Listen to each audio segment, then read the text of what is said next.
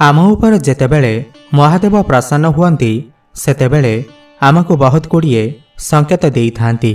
जेतेबेले आमे महादेवंकर भक्ति करंती पूजापाठ करंती मनोकामना पाई करिथांती तेबे महादेव मध्य आमर बहुत प्रकारर परीक्षा नहीं थांती। तेणु महादेव आमर पूजार प्रसन्न अछंती बोली आमे केमिति जानिबा। महादेव तो निजे स्वयं साक्षात आसिकी आमको कहिबेनी, तेबे से किछि आमको संकेत देई थांती। से स्वप्न माध्यम हेउ किंबा जेकोसी प्रकार हेउ आपण मानंकु एहे सबु संकेत देई थांती। तेबे आसंतु जानिबा केउ सबु संकेत मिलिले आपण माने जानिबे जे महादेव आपणको उपरे संतुष्ट अछंती। महादेवंकर कृपारु आपणकर जीवन रे आगकु कल्याण हेबार अछि। आपणकर भाग्य आगकु बदलिबाकु जाउअछि। तेबे एही सबु संकेत मिलिले आपण जानिबे जे आपणकर भाग्य आगकु बदलिबाकु जाउअछि। तेबे आसंतु जानिबा कौन सही सबु संकेत गुड़िक। एहा परबारु जदि आपण माने भी भगवान शिवंकु सच्चा हृदय भक्ति करुथांती विश्वास करुथांती तेबे एही भिडियोटी को लाइक करी कमेंट बॉक्स रे ओम नमः शिवाय हर हर महादेव अवश्य लिखि दियंतु। जदि महादेव आपणकर ऊपर संतुष्ट अछंती तेबे महादेव निश्चिंत भावरे आपणकु स्वप्न रे एही सबु संकेत देबे। एही सबु संकेत माध्यम रे महादेव आमको जणैबाकु चाहंती जे तुमर जहा सबु दुख कष्ट थिला ताहा सबु सरीगला। एबेठारु तुमे आउ दुख कष्ट भोग करिब नाही।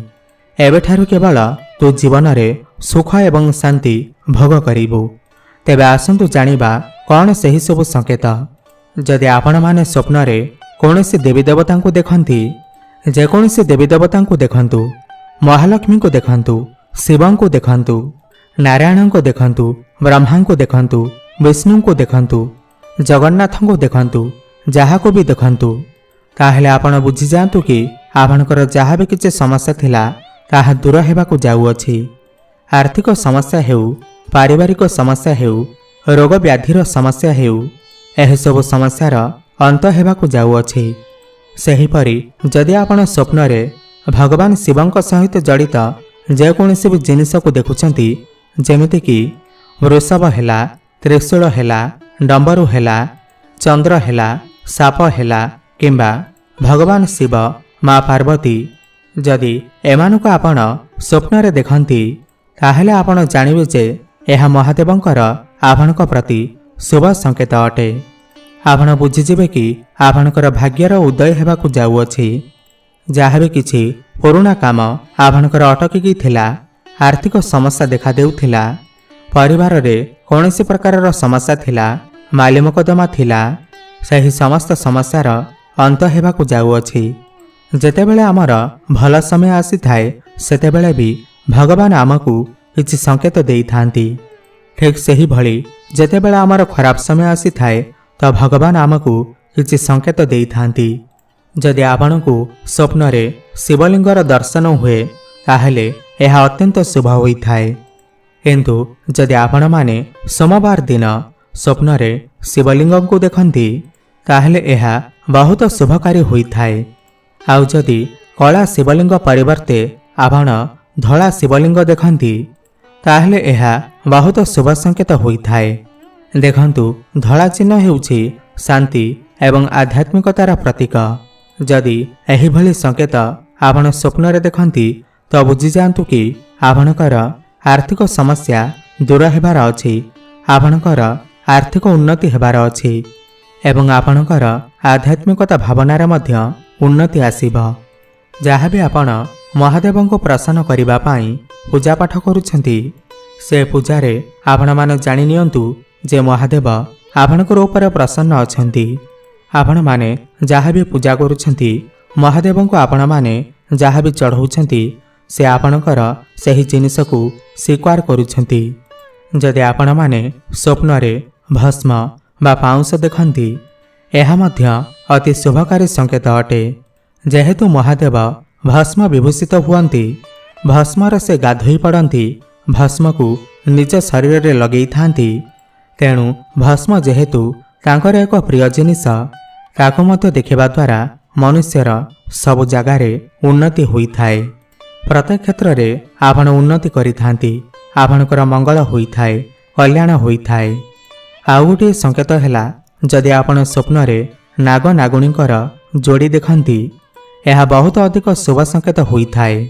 जदि कौनसी मंदिर को जाइथिबे, सोमवार होइथिब, श्रावण मासर सोमवार होइथिब, किंबा कार्तिक मासर सोमवार होइथिब, भल भल मासर सोमवार होइथिब, किंबा कौनसी भी सोमवार होइथिब, आउ सही समय रे आपण मंदिर को जाइथिबे एवं नाग नागुणींकर साप जोड़ी देखिबे बा साप खेलुथिबार दृश्य देखिबे, तेबे यह आपणक पाई बहुत शुभ होइथाए। आपण भाबी नेबे कि एहाकु देखिला परे आपण माने आगकू निहाती भाबरे उन्नति करिबे। जदि आपण व्यवसाय करूछंती किमा कौनसी जगारे चाकरी करूछंती, तो सेथिरे आपण उन्नति करिबे। आपण जदि करजर मायाजाल रे फसी जाइछंती, तो सेथिरो मध्य आपणको मुक्ति मिलिजिब। जदि आपण स्वप्न रे नाग नागुणींकर जोड़ी देखती, तेबे आपण बुझी जातु कि आपणकर वैवाहिक जीवन सुखपूर्ण व्यतीत हेब, आपणकर प्रेम जीवन मध्य सुखपूर्ण व्यतीत हेब। वैवाहिक जीवन किंबा प्रेम जीवन रे जहाँ भी किसी समस्या थिबा ताहा मध्य दूर हो जाइथाए। आउ गोटे संकेत है यह आपणकू काल्पनिक लागिपारे। जदि आपण स्वप्न रे बेंग कथा कहूथिबार देखिबे, आपणक सहित स्वप्न रे बेंग कथा होउथिबार देखिबे एवं माछ माने जल रे हसिथिबार बा खेलुथिबार आपण माने देखिबे, ताहेले एहा मध्य एक प्रकार शुभ संकेत होइथाए। जदि महादेवंको आपण माने स्वप्न रे तांडव करुथिबार देखिबे, ताहेले मध्य एहा आपणक पाई बहुत शुभ संकेत होइथाए। आपण जानिबे जे महादेव आपणकर समस्त दुख कष्ट को नाश कर देइछंती। एबेठारु आपण माने आपणकर जीवन रे सुख शांति भोग करने को जाउछंती। सही परि जदि आपण माने स्वप्न रे रामचंद्र एवं तांकर भक्त श्री हनुमान को देखती, एही दुई जोड़ी को आपण जदि स्वप्न रे देखुछंती, ताहेले बुझी जांतु कि आपणकर जीवन रे चलीथिबा समस्त दुख कष्ट एवं समस्यार अंत हेबाकु जाउअछि, समस्त संकट दूर हेबाकु जाउअछि। जो माने एही स्वप्न को देखि थांती, तो सेमानकु श्री रामचंद्र एवं प्रभु हनुमानकर विशेष कृपा प्राप्ति होइथाए एवं एमाने दुई जण हेउछंती महादेवंकर परम भक्त। सही भली जदि आपण माने स्वप्न रे शिव मंदिर देखुछंती, सही शिव मंदिर को आपण जाइथांतु किंबा न जाइथांतु। जदि कौनसी शिव मंदिर आपण स्वप्न रे देखंती, यह आपणक पाई शुभ संकेत होइथाए।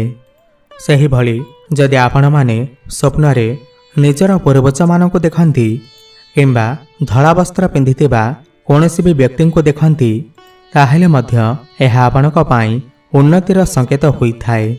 यह आपणक प्रति भगवानकर आशीर्वाद अटे।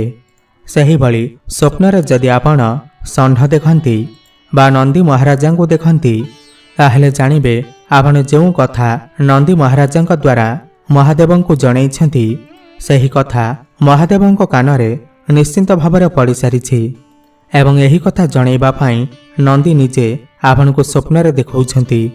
तेणु यह आपणक पाई एक शुभ संकेत होइथाए। सेहिपरि जदि आपण माने स्वप्न रे सिंह देखंती, ताहेले मध्य यह आपण मानक पाई उन्नतिर संकेत होइथाए। आपण बुझीजिबे कि आपणकर समस्त दुख कष्ट को माँ पार्वती एवं भगवान शिव दूर कर देइछंती।